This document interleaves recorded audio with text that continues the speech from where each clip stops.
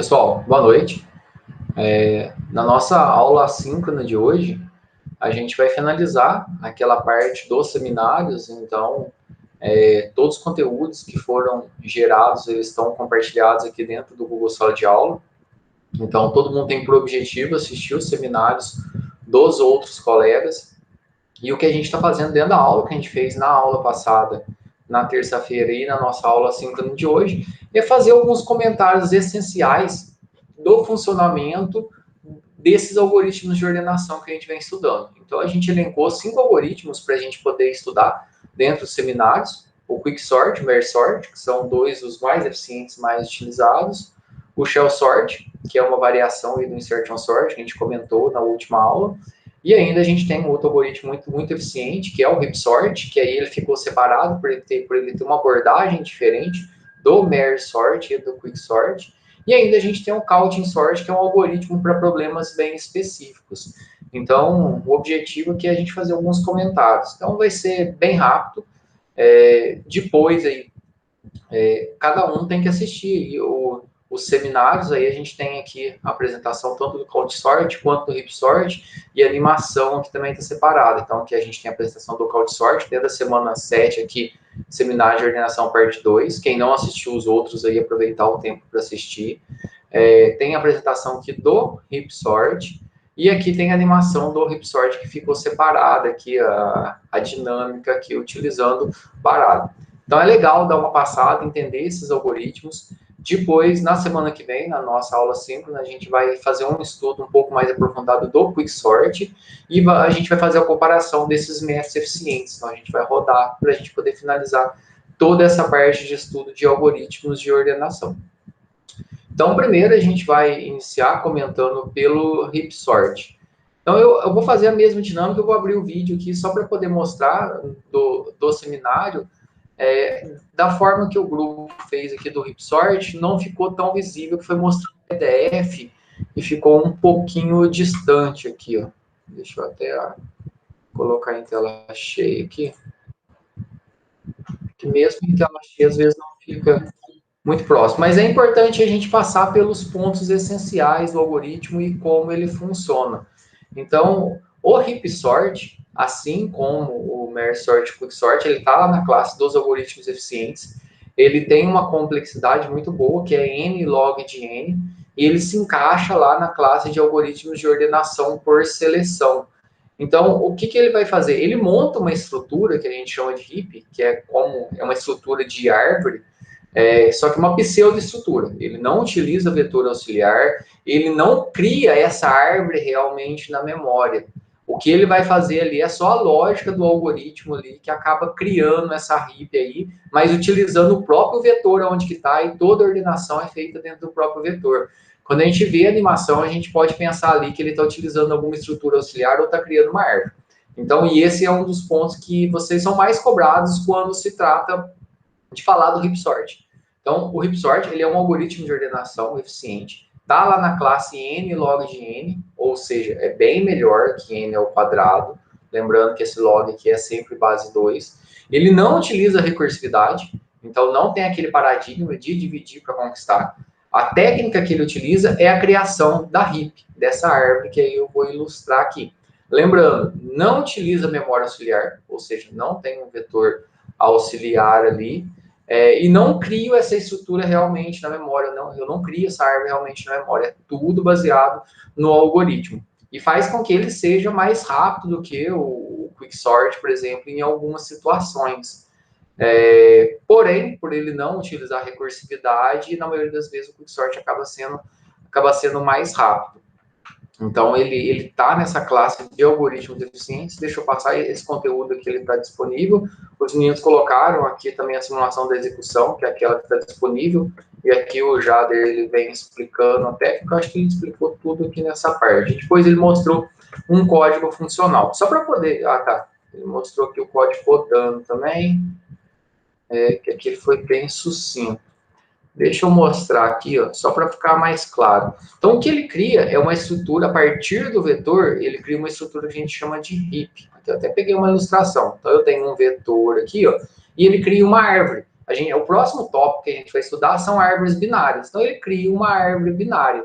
E essa árvore binária, como que ela é criada? O primeiro elemento aqui é a raiz. Depois eu tenho aqui o filho à esquerda, ele indexa de 1 para poder criar, duas vezes a raiz dele, o meu elemento. E o filho à direita é 2p mais 1.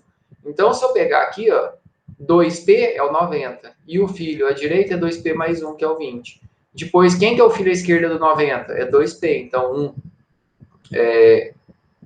Aí, depois aqui, o filho do 90, o próximo aqui vai estar o 10. E o filho à direita do 90 vai ser o 50. Do 20, o 70 e o 80. Então, ele cria essa estrutura.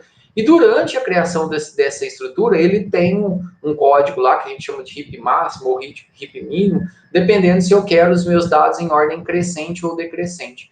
Até esse material complementar eu vou postar ali para poder entender e visualizar melhor.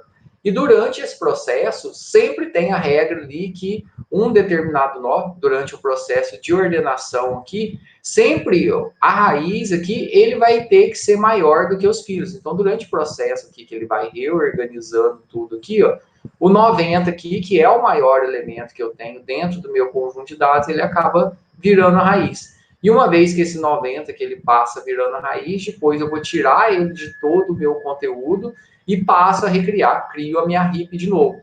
E eu vou repetir esse processo. Então, por que eles chamam aqui por seleção? Ele vai buscar sempre o maior elemento e jogar para o final.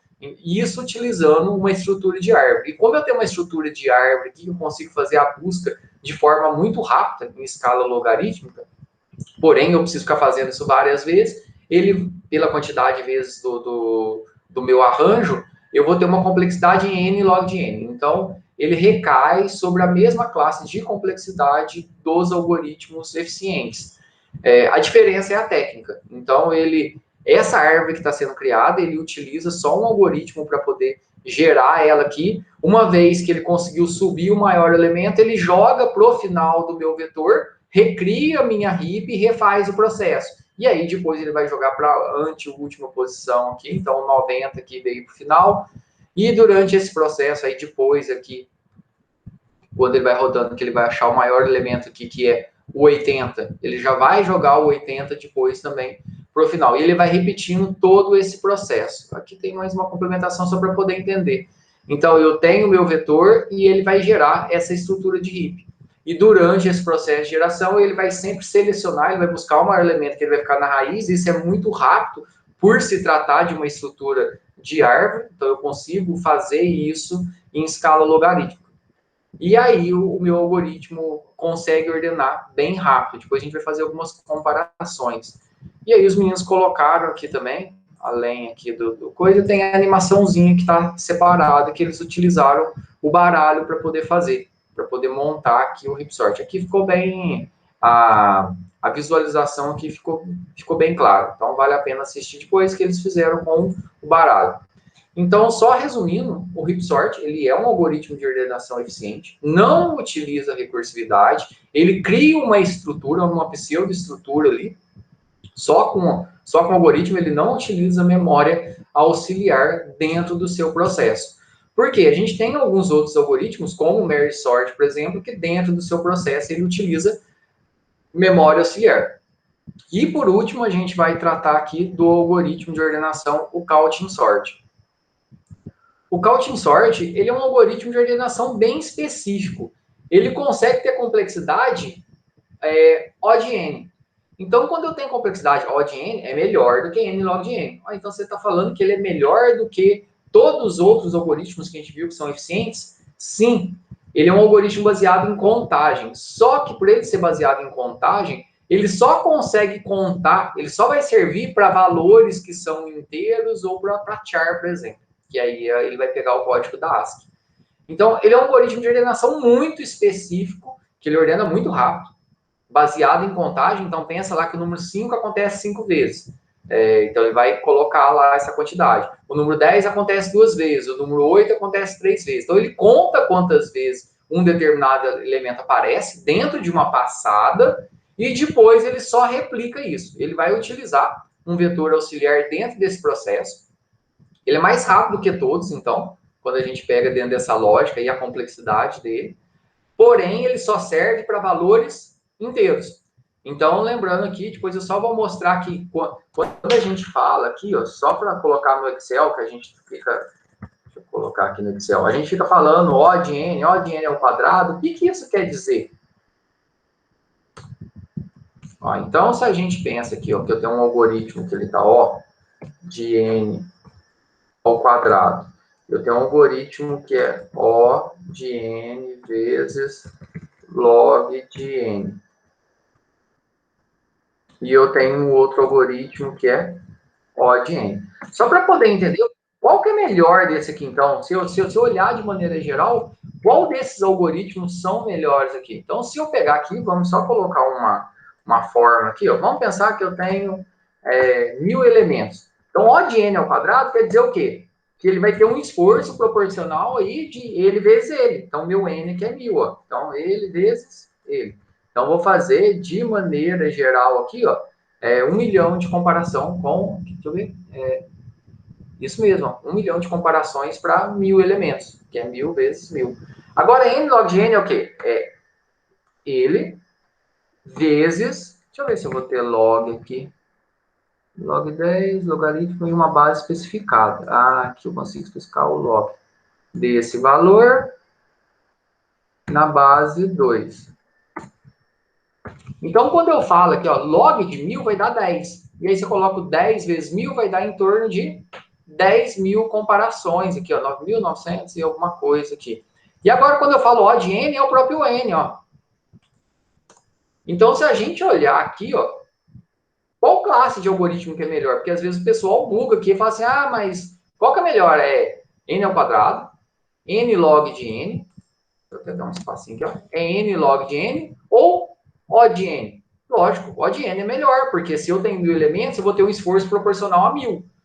N vezes log de N vai ser o N, que é 1000, vezes o log de N, que é 10. Então, vai ser 10 vezes 1000. Vai dar em torno de 10.000, meu esforço computacional ali.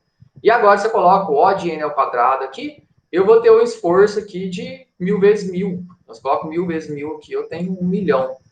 Então, logicamente, O de N é melhor. E se a gente olha aqui, ó, o único algoritmo de ordenação que está dentro dessa, em O de N aqui, é o counting. Aqui está todo mundo, ó.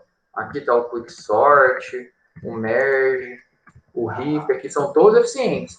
E aqui, dentro dos algoritmos de complexidade quadrática aqui, a gente tem o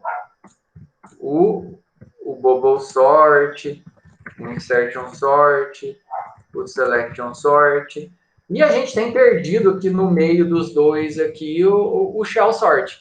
Alguns autores colocam o shell sort como o melhor possível do O de N, alguns autores colocam ele como um algoritmo que alcança N log de N. Lembrando, o pior caso do quicksort recai aqui, ó. Mas lembrando, dentro de uma mesma classe, a gente pode ter algoritmos que são mais eficientes que o outro. Uma classe é o quê? É o comportamento geral desse algoritmo. Então, quando a gente olha aqui, ó, dentro do bubble sort, insertion sort, selection sort, que são algoritmos de ordenação simples, a gente já viu que o insertion sort é o melhor possível. Se o shell sort estiver nesse meio aqui, o shell sort é o melhor. Então, coloca ele como o melhor algoritmo de ordenação quadrática. Mas isso é meio controverso. Quando a gente fala aqui dos algoritmos N log de N, que são os ditos algoritmos eficientes, ou seja, são os melhores algoritmos que a gente tem para ordenar qualquer massa de dados.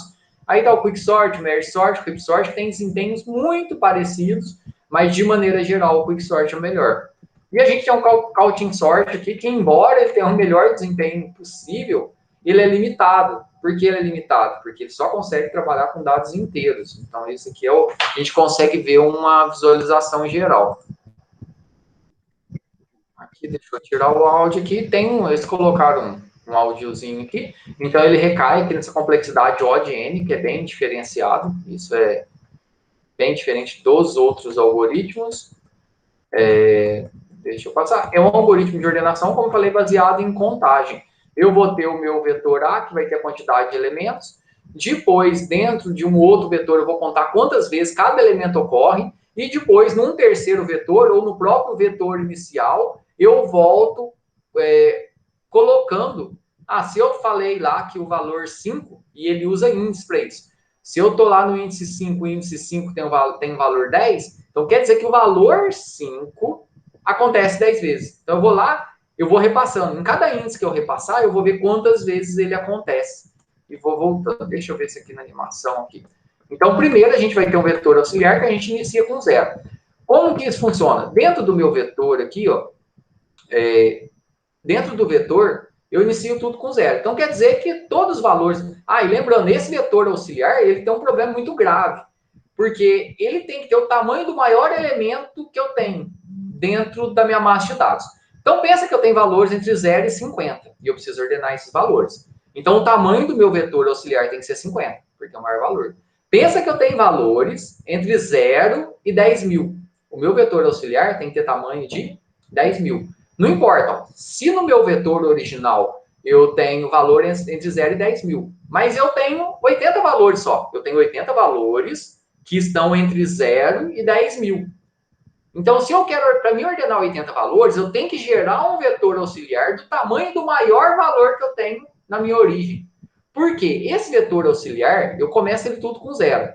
E aí, se eu for lá na posição 3, por exemplo, e na posição 3 do meu vetor, por exemplo, o valor 3 eu tenho 5 vezes, eu vou lá no meu vetor auxiliar, na posição 3, e coloco o valor 5. Então, para cada valor que eu tenho, eu vou contar, e só nessa passagem de contagem aí, porque na verdade é a quantidade exata de operações que a gente tem, ela vai recair sobre o N, que é a quantidade de elementos, mais o K, que é o maior valor que eu tenho dentro da minha massa de dados. E aí ele vai colocar nesse vetor auxiliar, se lá na posição 5 eu tenho o valor 3, quer dizer que o número 5 acontece 3 vezes. Se lá na posição 10 do vetor auxiliar eu tenho o valor 15, quer dizer que esse valor 10 acontece 15 vezes. E aí depois esse esse vetor de resultado, o que ele vai ter? Ele vai só agrupar isso tudo. Então, se ele vai lá na posição 10 do vetor e ele viu que tem o valor 15, ele vai replicar esse valor 10 por 15 vezes. E isso tudo de forma ordenada. Isso não aparece nada, ele nem vai colocar. Deixa eu ver se aqui na animaçãozinha deles como que tá. Então, o Counting Sort tem complexidade O de N, aí aqui eles só compararam aqui com o Selection Sort aqui. A quantidade de comparações, eles também delimitaram aqui. Deixa eu ver como que está aqui mais. Quando a gente fala vantagem e desvantagem. A principal vantagem que ele tem é que ele é o mais rápido possível quando a gente tem uma massa de dados de valores inteiros. A desvantagem que eu tenho é o uso de memória auxiliar. Eu tenho que ter um vetor auxiliar, como eu falei, do tamanho do maior elemento da minha massa de dados. E ainda, eu só consigo trabalhar com inteiros. Então, isso é importante ter em mente. Vou passar aqui. Acho que eles só trataram aqui. Tá. E aqui, como que acontece? Tá vendo que eu tenho um vetor inicial aqui? Como o maior valor meu aqui é 7, o meu vetor auxiliar, que tem 1, 2, 3, 4, 5, 6, 7. Aqui ficou um exemplo muito legal, porque quando a gente pega aqui, ó, aqui eles colocaram com 9, não precisava. Porque o que se faz normalmente? Eu preciso ter aqui um vetor auxiliar do tamanho do maior elemento que eu tenho. Então, se o maior elemento que eu tenho é 7 aqui, o meu vetor auxiliar tem que ter 7. No caso, que a gente coloca um a mais para poder indexar, porque eu posso ter valor 0. Então, no caso que ele vai ser de 8. Então, aqui ele colocou de 0 a 9, poderia ser de 0 a 8. Aí, o que vai acontecer aqui, ó? Tá vendo que o número 1 aqui, ó, ele acontece 2 vezes? Então, o índice 1, ó, tem valor 2.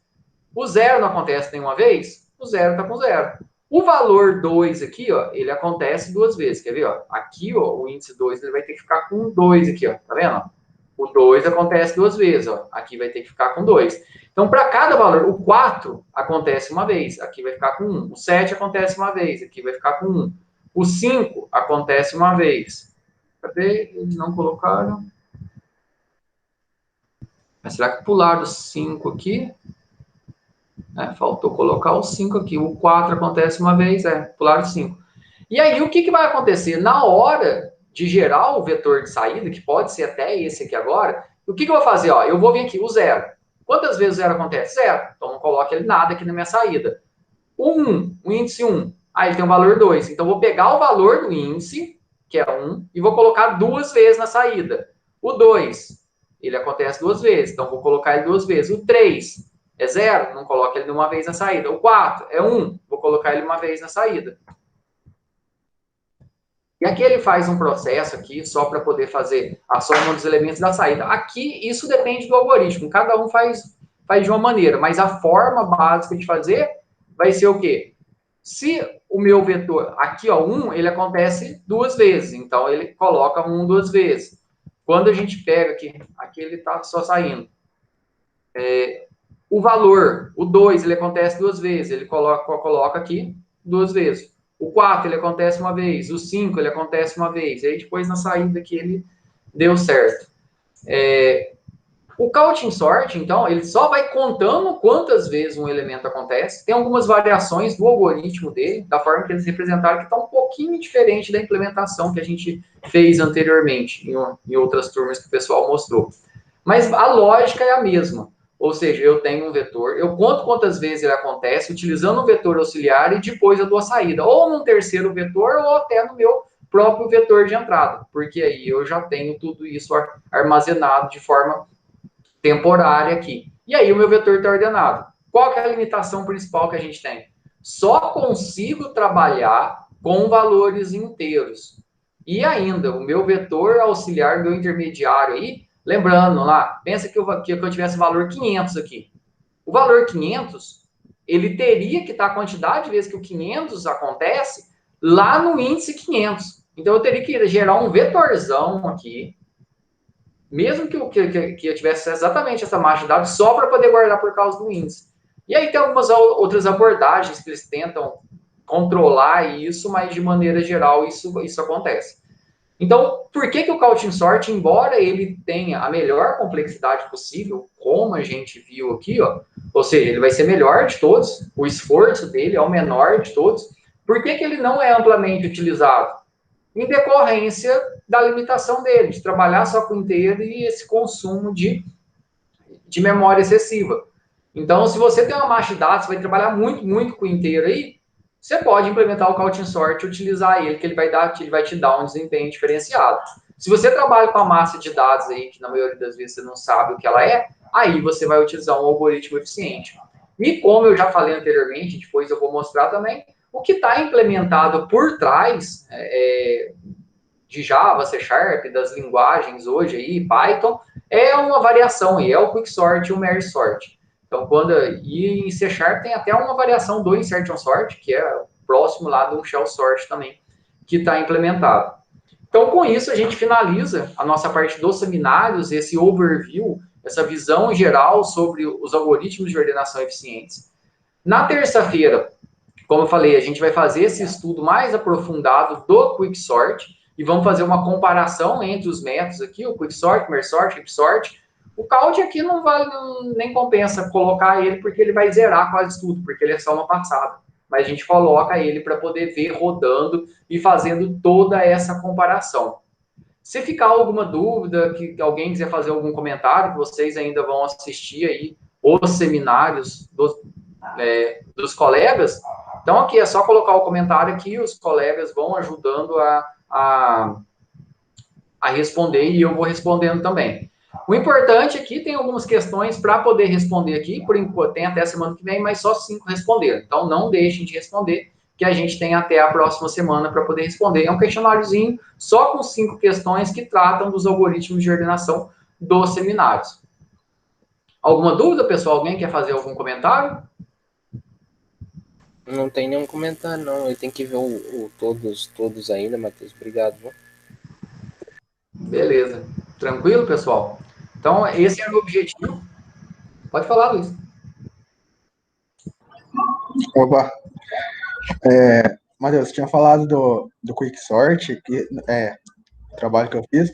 No pior caso dele, ele cai em N quadrado, né? Mas mesmo assim, no tempo ele ganha deles, né? É porque para ele cair no pior caso, vai ser um ponto muito específico. Porque o Quicksort, o ponto essencial dele ali é a definição do pivô. Uhum. Eu gosto, na hora que eu vou implementar, pegar o valor que está no meio do vetor. Isso não garante valor médio. O ideal do Quicksort é você pegar o valor médio, mas não vale a pena um esforço computacional para achar o valor médio e definir o pivô. Então, você pega o valor que está no meio. Só de pegar o valor que está no meio, se você tiver um vetor totalmente invertido daquilo que você quer, você já evita o pior caso. Quando você pega o pivô, as extremidades, que às vezes o pessoal pega do começo ou pega do fim, se o vetor estiver totalmente invertido daquilo que você quer, você vai ficar recaindo o teu pivô sempre no extremo. Porque qual que é a lógica do Quicksort? Você pega o pivô, jogar todos os valores maiores para um lado e menores para o outro. Quando você pega num extremo, pensa que eu quero fazer uma ordenação e depois eu pego o 3, por exemplo, e todos os valores que estão à direita já são maiores, e eu não tenho menor para jogar nada para a esquerda. Então não adiantou nada. Aí eu pego o próximo valor, o 7. Eu não tenho ninguém para poder jogar para a esquerda, eu só tenho valor maior que vai ficar à direita. Então ele vai ordenando um por um. Então essa troca vai acontecer, ele vai fazer só a movimentação do pivô por vez. E isso vai ser muito ruim. Então, se o meu vetor estiver totalmente invertido daquilo que eu quero, eu estou pegando o pivô da extremidade, ele pode recair nesse pior caso. E aí você pode, aí sim, aí você pega até o insertion sort, é melhor que ele. Mas isso é um caso muito específico e depende da implementação. Quando a gente pega o pivô do meio, a gente já evita isso. Mas, de maneira geral, para uma massa de dados aleatória, o Quicksort ele tem o melhor desempenho de todos. Desse seminário de hoje vai ter algum questionário? Não, desse aqui eu não vou colocar mais nada, não, que já tem aquele outro dos 5 e o pessoal, teve um pessoal que não fez ainda, e aí depois na terça-feira a gente finaliza essa parte e depois eu vou colocar uma listinha que depois na sequência a gente já vai fazer uma pré-prova sobre esse tópico, e aí a gente faz ela no Moodle mesmo. Beleza. Beleza? O Henrico... Ah, beleza, entendi, Henrico. Ter simulação no vídeo. Não, mas tranquilo também, tá jóia. Pessoal, como eu falei, se ficar alguma dúvida, é só postar aí. No mais, tudo tranquilo? Sim, sim.